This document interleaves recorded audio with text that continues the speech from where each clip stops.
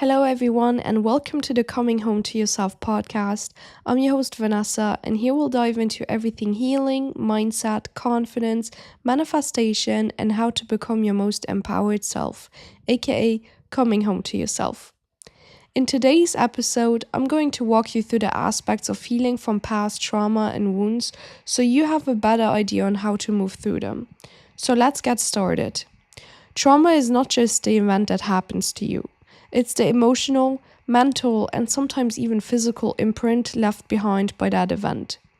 Trauma is the body and mind's response to experiences that are overwhelming, threatening, or harmful, and these experiences can really shatter your sense of safety, disrupt your emotional balance, and leave lasting scars on your psyche. So it's deeply personal, but what's also important to note here is that what one person may receive as traumatic might not have the same impact on another. And that's because trauma largely depends on your internal perception and capacity to cope in the moment. At its core, trauma is your body and brain's survival response. So when something distressing and heavy happens, your nervous system kicks into fight, flight, freeze, or fawn mode to protect you. However, when the event is too intense or prolonged, your system can get stuck in that survival state, and it makes you unable to process or move past what happened. So trauma is essentially an unresolved activation of your nervous system, a wound that lingers long after the event itself. And that's exactly what happens with your fight or flight pattern as well. You keep repeating it. So the first one, as I said, is fight. So you defend and confront. And the fight response kicks in when you perceive a threat and respond by confronting it directly. This reaction often stems from a belief that you need to fight to regain control or to protect yourself. An everyday example might be, let's say you are in a heated argument with a partner, and instead of walking away or staying calm, you completely lash out, yell, and become really aggressive. It could also look like physically clenching your fists or standing your ground in a tense situation at work. Your brain also thinks, if I just dominate this situation, I'll feel safe again. Next, we have the flight response. And the flight response happens when you perceive a threat and try to avoid or escape it altogether. This reaction often stems from a belief that removing yourself from the situation will bring you safety. An example here might be that you're faced with conflict at work, and instead of addressing it, you avoid a person altogether, you ignore their emails, or even call in sick to skip the confrontation in the first place. It could also look like leaving a party early when you feel socially anxious.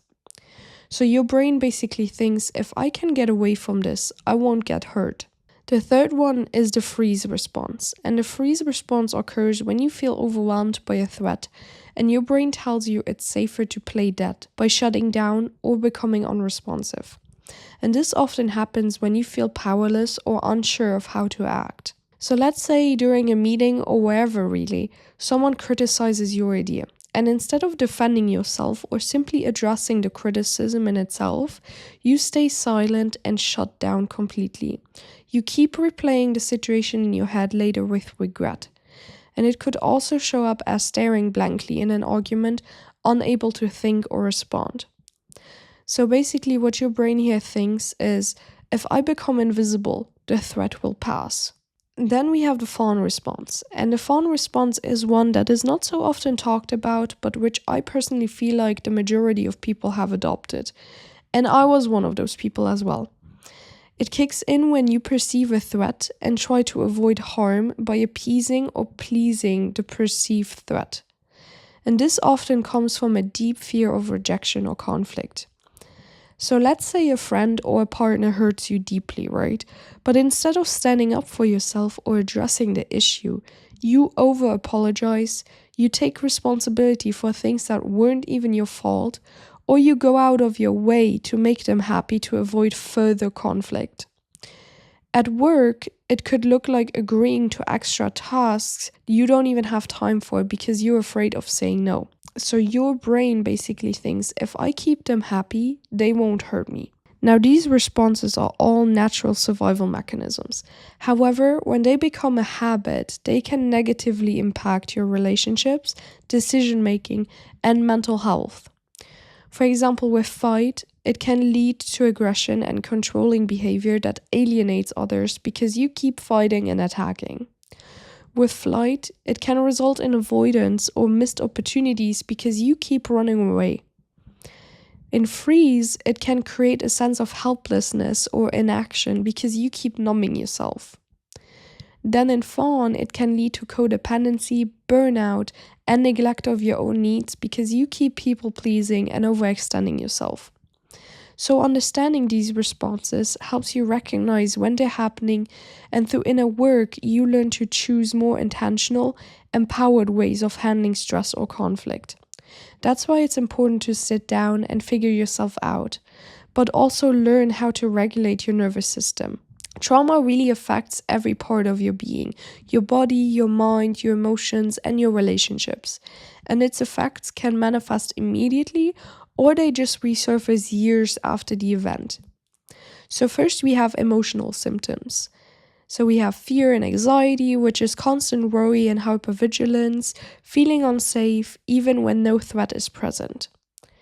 Then there's shame and guilt, so believing that you're at fault for what happened even when it's beyond your control. Sadness and depression, which is a lingering sense of hopelessness or emotional numbness.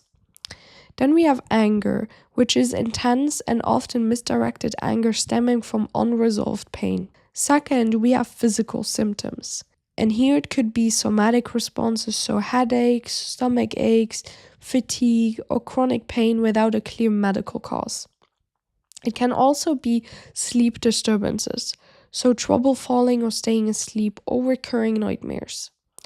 Then there's of course also tension, so holding stress in your body, such as a clenched jaw, tight shoulders, or shallow breathing.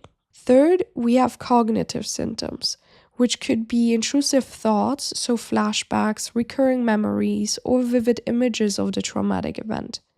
It can also be difficulty breathing, so feeling mentally foggy or struggling to focus altogether. Then there's negative beliefs, so internalizing thoughts like I'm not safe, I'm unlovable, or the world is dangerous, right? Fourth, we have relational symptoms, which are more like attachment issues, so struggling to trust others, feeling disconnected, or just fearing abandonment. Then there's codependency, so putting others' needs before your own as a way of seeking validation or avoiding conflict.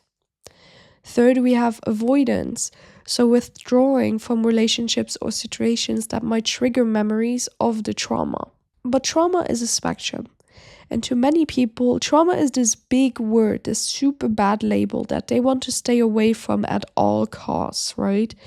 But another key aspect is that trauma doesn't only result from catastrophic events. It doesn't mean that you're broken or that you necessarily have lived through this very major and destructive experience. Everyday experiences that you deem as minor or irrelevant can also be traumatic, or at least wounding to you, depending on how they are processed and the support systems in place. These smaller traumas are often referred to as microtraumas or little t traumas, and they can still leave significant emotional wounds if left unresolved. So you might recognize little t traumas as being repeatedly criticized or shamed as a child, a difficult breakup or a divorce, or maybe persistent feelings of failure or inadequacy. I'm sure some of you know these feelings very well. And all of these typical limiting beliefs, bad memories and experiences, or toxic conditionings, they are still within us and have left a bigger mark than you might believe. But I can tell you right now that if you look at your life, your circumstances, your feelings, you can immediately see the effect of even these minor things in your life. You can see the marks and scars they have left behind by the way you think, behave, act, and live. And that's because even seemingly minor experiences can accumulate over time, creating a trauma load that impacts your well-being in profound ways. But on that note, healing is possible. And it begins with understanding the path you're on and learning to navigate the complex stages of emotional recovery. And that's what we're going to go through now. The 4 core stages of healing, which are acceptance in the first place. Second, we have emotional release. Third is reflection. And fourth is moving on.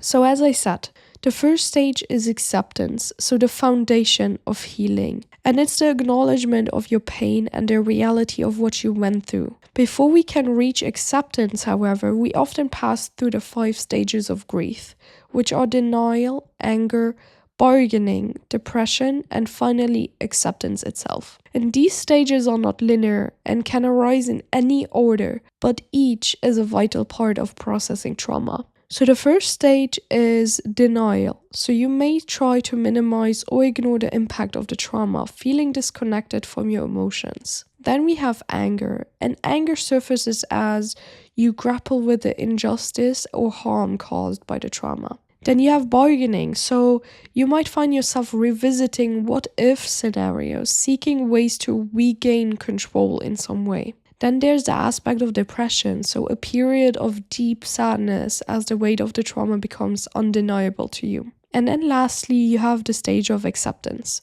so the turning point where you stop resisting the truth of what happened and you begin to see a way forward. And once acceptance is in motion, clarity follows. So it's time to take an honest look at how the trauma has affected your current life and reflect on the areas in your life that feel heavy, stuck, or out of alignment.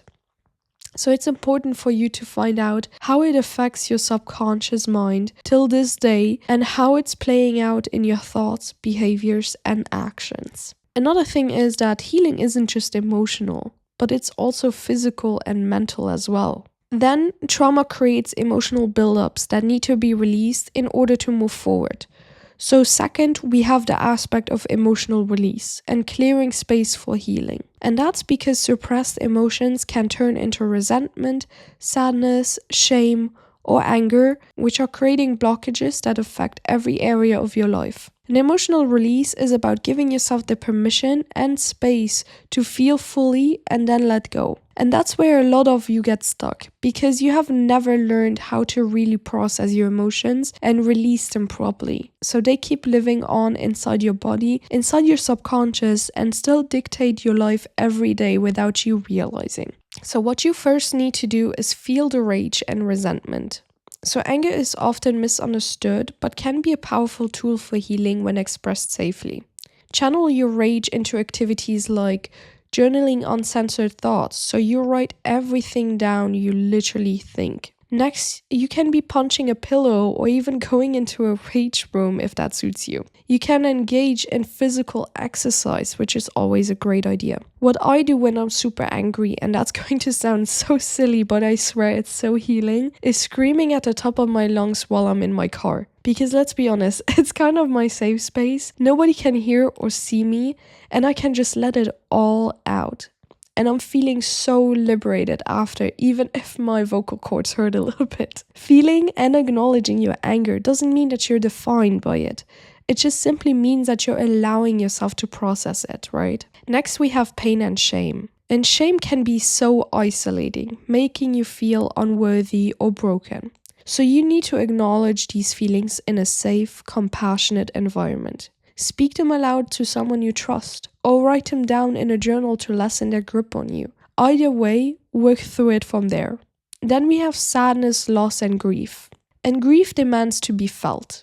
And what I need you to do is create rituals to honor your feelings. So write letters to your past self or a specific lost loved one. Or even build a memory box as a symbolic way to process your losses, right? But you can also just start writing in your journal about what you're feeling and just let all the emotions that you feel come up. Let it all out. And the important aspect here is not the writing part, it's not the journaling part, but it's the part where you surrender and just sit there feeling your feelings. So you feel your emotions as you let them out. And this step is about holding space for your sadness without any judgment. So if you need to cry during it, just let it all out. Then we have betrayal. If betrayal is part of your trauma, it's important to address the fractured trust that it causes. Practice small steps towards self-trust, like following through on your own word, and learn how to set boundaries to handle future betrayal in a more regulated manner. Because you cannot expect it to never happen again, right? You cannot expect to never be hurt or betrayed again, but you can control how you react to it and handle it in the future. And last but not least, we have release. So letting go doesn't happen overnight. It's a practice. And here, breathwork, energy healing, or visualization exercises can help you physically, but also emotionally release the pain that you've carried. So forgiveness, whether for yourself or for others, is also a form of release, allowing you to create space for new growth. Then the third step to healing trauma is reflection. So trauma often strips away your sense of control and leaves you feeling powerless. And reflection is about reclaiming that power by understanding the roots of your wounds and recognizing the patterns they've created in your life. So let's start with trauma and attachment wounds. Trauma often originates in childhood, shaping how you view yourself and the world around you. So reflect on the attachment wounds, such as feelings of abandonment, rejection, or neglect, and how they influenced your relationships and life today. And by understanding these early wounds, you gain the awareness needed to heal from your past. Next, we have codependency and no boundaries. So trauma can lead to codependency, where you prioritize others at your own expense and struggle with setting boundaries. So you need to begin by identifying where in your life you feel drained or taken advantage of, and then take the steps to assert your boundaries. Start small and grow stronger with each act of self-respect. Then we have self-abandonment, and self-abandonment happens when you neglect your needs to please others. So I need you to identify ways you've been abandoning yourself and create a plan to nurture your inner child and prioritize your well-being overall. You need to learn how to stand firm within yourself and your standards, because you're the only one who will always have your back for sure. Then there are other red flags. So you need to ask yourself, what are the patterns that keep repeating in your life? From unhealthy relationships to self-sabotage, recognizing these red flags allows you to step out of the cycle and reclaim control by reframing them and rewiring your subconscious mind. So I need you to create actionable steps to address these behaviors and prevent them from recurring. Now, the last part of healing really happens in the act of moving on. And it's not about forgetting the past, but it's about choosing to live intentionally despite it. Moving on is about releasing the hold that trauma has on your present and future and creating a life shaped by resilience and growth. So first, forgive yourself and others. And forgiveness is also not about excusing bad behavior, but it's about freeing yourself from the grip of resentment that it had on you. So engage in forgiveness exercises such as writing unsent letters to those who have hurt you or speaking words of forgiveness aloud to yourself in the mirror. Whatever you choose to do, you need to accept what has happened to you because you cannot change it anymore. You need to choose to move on. Next, you need to let go of unhealthy patterns and people. So recognize relationships or behaviors that no longer serve you. Create a plan for establishing distance from toxic influences and replace them with healthier ones instead, such as nurturing friendships, for example, or by pursuing hobbies that bring you joy. So healing isn't just about letting go, it's also about building your new identity and life. So replace old, harmful habits with practices that support your growth instead. Whether it's finding a mentor that's for you, focus on filling your life with activities and people that uplift you. Getting in shape, launch your business, live through passion, whatever it is, but try to find healthy and happy alternatives. Then I need you to practice gratitude. And gratitude is a powerful tool for reframing your perspective. It shifts your focus from what's missing to what's present, and it grounds you in the beauty of the moment. But also, gratitude is not really about writing 3 things down each morning, but it's about really embodying the feeling of gratitude each and every day, really feeling and believing it, and moving with it throughout your everyday intentionally. And lastly, you need to accept what happened. So acceptance doesn't mean condoning, it means finding peace with what can't be changed. So you need to rewrite your story through narrative therapy, focusing on the lessons you have learned and the strength that you have gained. And by reframing your narrative, you take back the pen and become the author of your future. So you see that overall, healing from traumas and wounds is a whole journey of transformation. It's a process of accepting what has happened, releasing the emotions tied to it, reflecting on the patterns it created, and finally moving forward with intention and self-compassion. And through these stages, you can rewrite your story, rewire your subconscious, reclaim your power, and then create a life that reflects your true strength and resilience. And in the end, that's how you become your most confident, healthy and healed, and empowered self. And with that being said, I'm your host Vanessa. Thank you for listening, and I'll see you in the next episode of the Coming Home to Yourself podcast. Bye!